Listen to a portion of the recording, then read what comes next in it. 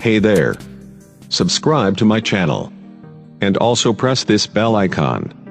So you never miss any new update. नमस्कार मित्रों, स्वागत करता हूं आप सभी का आपके अपने YouTube चैनल हिंदी पाठशाला विद भट्ट सर पर। आज हम पढ़ेंगे विसर्ग संधि।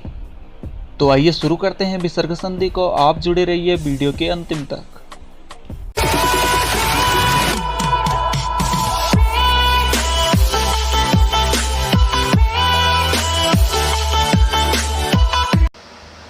तो मित्रों, प्रारंभ करते हैं विसर्ग संधि को। जैसे कि हम संधि पढ़ रहे हैं, हमने इससे पहले जो वीडियो थी उनमें स्वर संधि और व्यंजन संधि को जान लिया है। अब इसकी संधि का जो अंतिम भेद होता है और तीसरा भेद होता है वह क्या है? विसर्ग संधि है। तो विसर्ग संधि के बारे में जान लेते हैं। विसर्ग संधि कब होती है, किस अवस्था में विसर्ग संधि होती है? तो अगर हम इसकी परिभाषा की बात करें तो क्या है? पूर्व पद के अंत में क्या हो? विसर्ग हो। अर्थात जब हम संधि करते हैं तो जो पूर्व पद होता है और उत्तर पद होता है, तो इस पूर्व पद के अंतिम में क्या होना चाहिए? विसर्ग होना चाहिए। और उसके बाद अर्थात जो उत्तर पद होगा उसका जो पहला जो वर्ण होगा या तो वह क्या हो? स्वर हो या व्यंजन हो। तो इस अवस्था में जो संधि होगी वह संधि क्या कही जाएगी? विसर्ग संधि। तो मित्रों, विसर्ग संधि की परिभाषा को जान लेने के बाद अब इसके नियमों और उदाहरणों की बात करते हैं। तो विसर्ग संधि का जो पहला नियम है वह क्या है? विसर्ग को सा होना, अर्थात तालव्य सा होना। तो विसर्ग को तालव्य सा किस अवस्था में होता है जान लेते हैं। विसर्ग को तालव्य सा यदि क्या हो? विसर्ग से पहले क्या हो? स्वर हो। अर्थात जो पूर्व पद में विसर्ग हो उससे पहले क्या होना चाहिए? स्वर होना चाहिए। और उसके बाद क्या हो? चा हो या छ हो या फिर तालव्य सा हो। तो ऐसी अवस्था में विसर्ग को भी क्या हो जाएगा? तालव्य सा हो जाएगा। तो उदाहरण से जान लेते हैं। यहाँ पर पहला जो उदाहरण है वह क्या है? निह दन छल। तो निह में क्या है? अंत में विसर्ग है और विसर्ग से पहले ई है, अर्थात ई क्या है? स्वर है। तो यहाँ पर हमें विसर्ग से पहले क्या मिल गया? स्वर मिल गया। और उसके बाद क्या मिला? छ, अर्थात यहाँ छल में छ है। तो ऐसी अवस्था में क्या है? जो ये विसर्ग है उसको क्या हो जाएगा? सा हो जाएगा। अर्थात यहाँ पर जो रूप बनेगा वह इस प्रकार निश्चल रूप सिद्ध हो जाएगा। उसके बाद बात कर लेते हैं जो दूसरा उदाहरण है इसका। इसी प्रकार है, विसर्ग से पहले ई है नी में और आगे क्या है? च, अर्थात ये च। तो यहाँ पर भी विसर्ग को क्या हो जाएगा? तालव्य सा हो जाएगा, अर्थात निश्चय रूप सिद्ध हो जाएगा। ये अब बात करते हैं तीसरा जो उदाहरण है, दुहदन शासन, अर्थात दुशासन। यहाँ दुह में क्या है? ऊ के बाद विसर्ग है, अर्थात दो में ऊ है और उसके बाद विसर्ग है। तो विसर्ग से पहले हमें क्या मिल गया? स्वर मिल गया। और उसके बाद क्या होना चाहिए? या तो चा हो या छा हो या सा हो। तो यहाँ पर क्या है? शासन में ये सा है।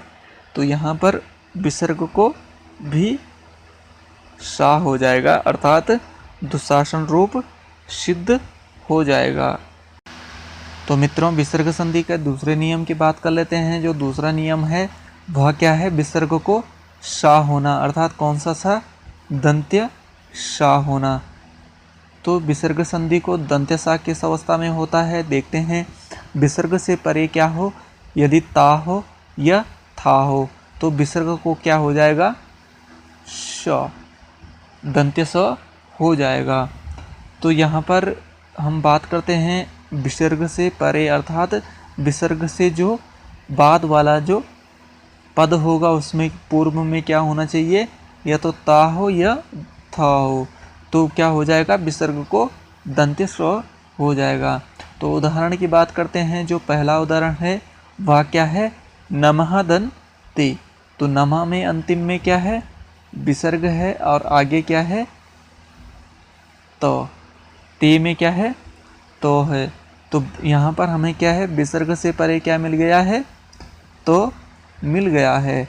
तो यहाँ पर क्या हो जाएगा, विसर्ग को स हो जाएगा। तो ये स कैसे होगा, ये स हलंत होगा। तो फिर यह क्या है, आगे ते में मिल जाएगा और नमस्ते रूप को सिद्ध कर देगा। तो अब बात करते हैं दूसरा जो इसका उदाहरण है, वह क्या है, दुह दन तर। तो दुह में अंत में क्या है, विसर्ग है और आगे क्या है, त है।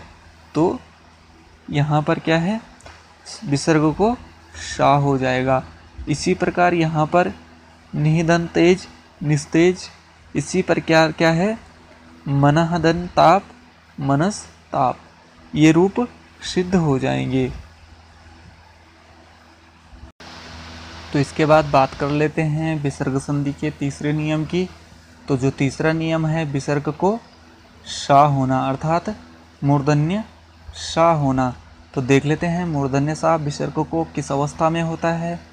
तो बात करते हैं, विसर्ग से पहले यदि क्या हो, ई हो या ओ हो, और उससे परे में क्या होना चाहिए, क होना चाहिए, या ख या ट या ठ या प या फ। तो विसर्ग को क्या हो जाएगा, शा हो जाएगा। देख लेते हैं एक बार दोबारा, विसर्ग से पहले क्या होना चाहिए, अर्थात जो पूर्व पद में जो विसर्ग है अंत में, उससे पहले या तो ई हो या तो ऊ हो। और विसर्ग के बाद क्या होना चाहिए, अर्थात जो दूसरा जो पद होगा उसका पहला वर्ण क्या होना चाहिए, क ख ट ठ प फ में कोई सा भी वर्ण पर में हो तो विसर्ग को क्या हो जाएगा, मूर्धन्य शा हो जाएगा। तो उदाहरण से जान लेते हैं। पहला जो उदाहरण है, धनुधन टंकार। तो यहाँ पर धनुधन टंकार है, तो धनु में क्या है, अंत में ऊ के बाद विसर्ग है। तो यहाँ पर विसर्ग से पहले इसने ऊ कहा था, तो यहाँ पर विसर्ग से पहले हमें ऊ धनु में मिल गया है, और उससे परे क्या है, टंकार में ट है। तो जो ये विसर्ग है उसको ट परे रहते क्या हो जाएगा, श हो जाएगा। तो यहाँ पर जो रूप सिद्ध होगा या वह क्या होगा, धनुष टंकार। उसके बाद बात करते हैं हम दूसरा जो इसका उदाहरण है, निहिधन फल। तो निहि में अंतिम जो क्या है, विसर्ग है, और विसर्ग से पूर्व क्या है, ई है।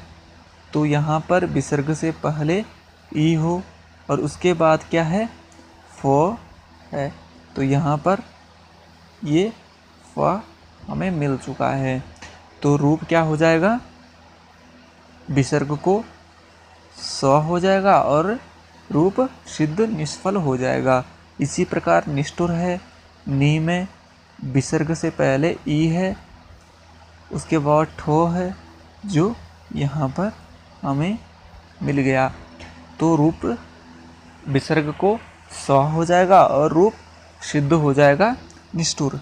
इसी प्रकार निष्कंटक, क है पर में और विसर्ग से पहले भी नी में ई है। तो इसी प्रकार रूप निष्कंटक सिद्ध हो जाएगा। तो बात कर लेते हैं चौथे नियम की। तो चौथा नियम है विसर्ग को ओ हो जाना। तो देख लेते हैं विसर्ग को ओ किस अवस्था में होता है।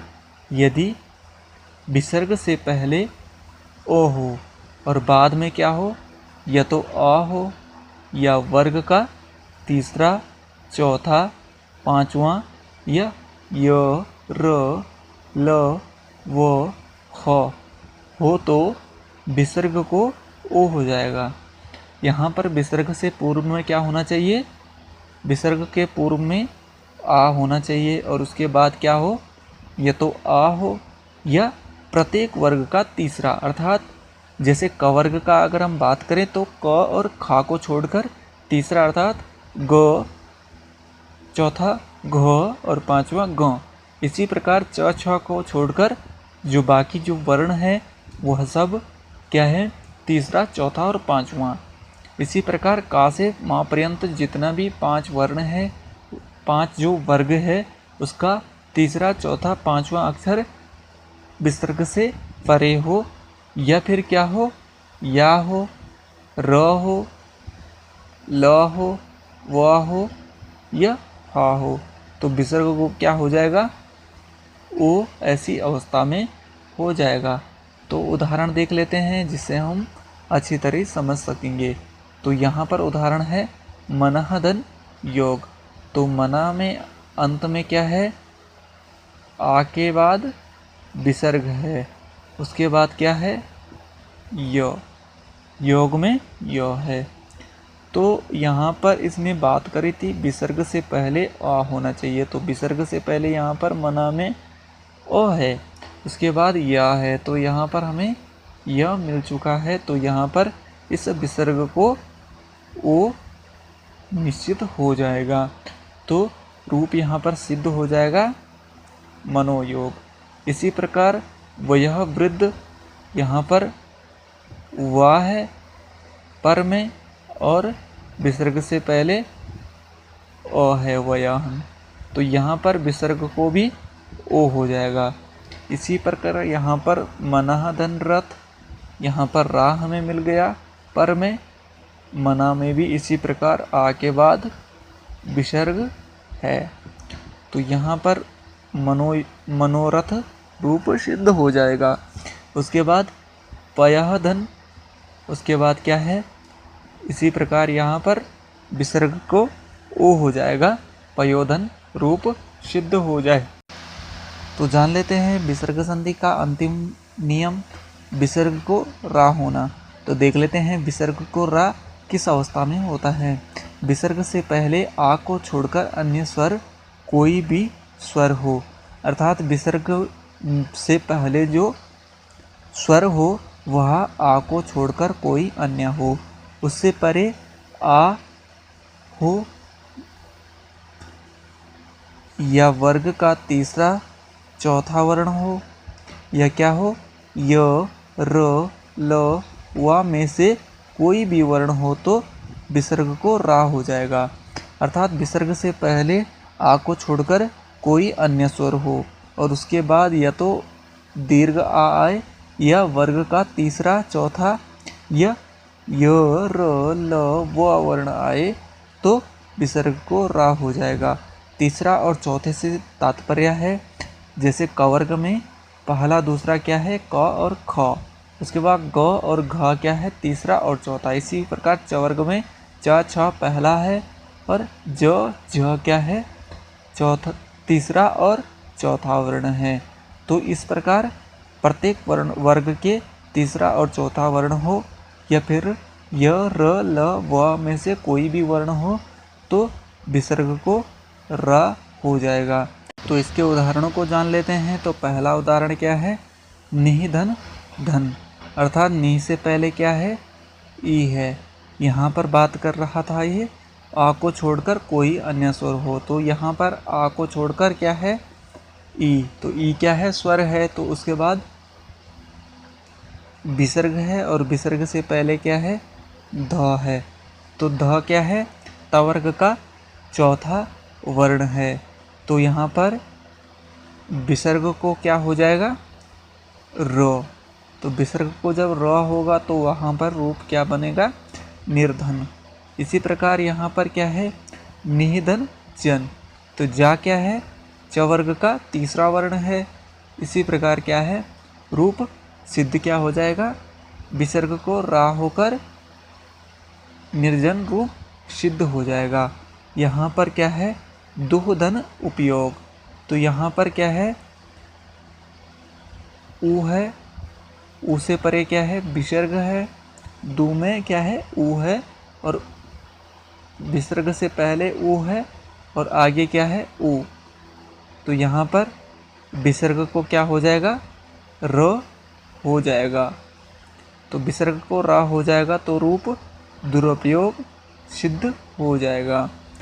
यहाँ पर बात कर लेते हैं वही धन मुख, तो यहाँ पर वही में अंत में क्या है, विसर्ग है और उससे पहले क्या है, ई है, आगे क्या है, मुँह, मुँह में म है, तो यहाँ पर विसर्ग को भी क्या हो जाएगा, रा होकर बहिर्मुख रूप सिद्ध हो जाएगा।